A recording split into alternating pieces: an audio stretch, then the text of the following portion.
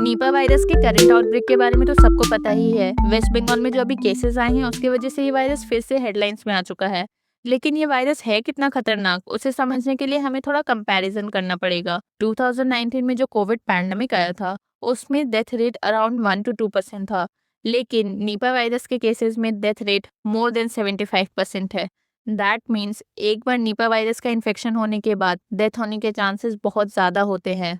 Covid pandemic इसलिए आया था क्योंकि कोविड फैलता बहुत जल्दी है, बट निपा वायरस के केसेस में वो फैलने से पहले ही इंसान को मार देता है।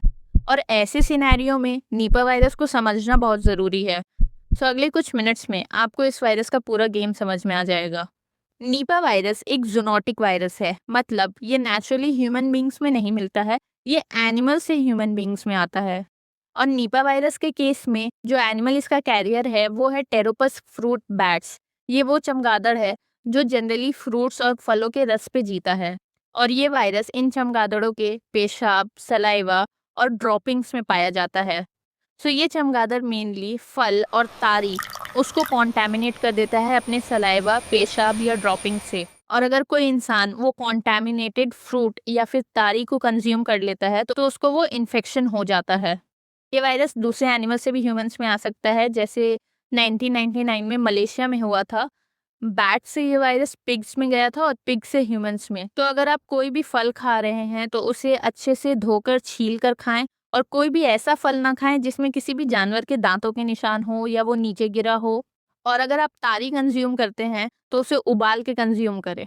और in case you are a non vegetarian तो उस मीट को अच्छे से पका कर खाएं। नीपा वायरस का ट्रीटमेंट डिफिकल्ट है बिकॉज इसका जो इंक्यूबेशन पीरियड होता है वो एक ब्लाइंड स्पॉट होता है। इंक्यूबेशन पीरियड वो होता है जब एक वायरस आपकी बॉडी में गया तो वो कुछ वक्त लेता है आपकी बॉडी में सेटल होके इनिशियल सिम्टम्स प्रोड्यूस करने में। तो वो जो टाइम पीरियड जो वो वक्त ले रहा है उसे ही इंक्यूबेशन पीरियड कहते हैं। और हर पैथोजन का ये इंक्यूबेशन पीरियड अलग अलग होता है। नीपा वायरस के केसेस में ये इंक्यूबेशन पीरियड 4 से 14 दिन का हो सकता है।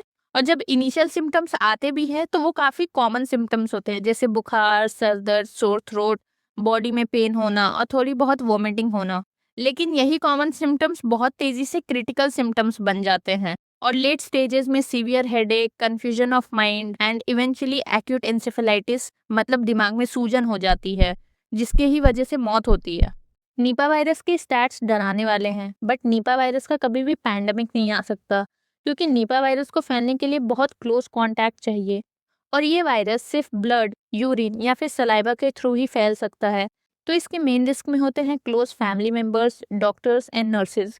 और हाँ, अगर इस वायरस के इन्फेक्शन से बच भी गए तो लाइफ लॉन्ग सफ़र ही करना पड़ता है, क्योंकि जो इस इन्फेक्शन से इनिशियली दिमाग में सूजन हुई थी उसके वजह से परमानेंट डैमेज हो जाता है और उसके वजह से इंसान को जिंदगी भर दौरे पड़ सकते हैं, कॉग्निटिव इम्पेयरमेंट हो सकता है, फ्यूचर में जाके उसको रिलैप्सिंग एंसेफेलाइटिस, मतलब फिर से दिमाग में सूजन हो सकती है जो कि जानलेवा हो सकती है। इस वायरस को डिटेक्ट करने के लिए इंडिया में 5 से 6 लैब्स हैं। तो अगर आपको कोई कहे कि किसी भी छोटे से शहर के छोटे से लैब में कोई ये वायरस डिटेक्ट हुआ है तो वो फुल बोगस बात है। और इसके ट्रीटमेंट के लिए monoclonal antibody therapy is the option, but ये अमेरिका बनाता है और इंडियंस के लिए ये बहुत महंगा पड़ेगा। If India starts to produce it तो फिर इस वायरस से उतना खतरा नहीं है हमें। और इसके प्रिवेंशंस के लिए भी वैक्सीन्स हैं, बट ये वायरस जो है वो लाखों करोड़ों वेरिएंट्स में होता है और ये अपना रूप बहुत बदलता है। तो इतने सारे वैक्सीन्स लेने की तुक नहीं बनती है। इस वायरस से बचने के लिए आपको सिर्फ अवेयरनेस चाहिए।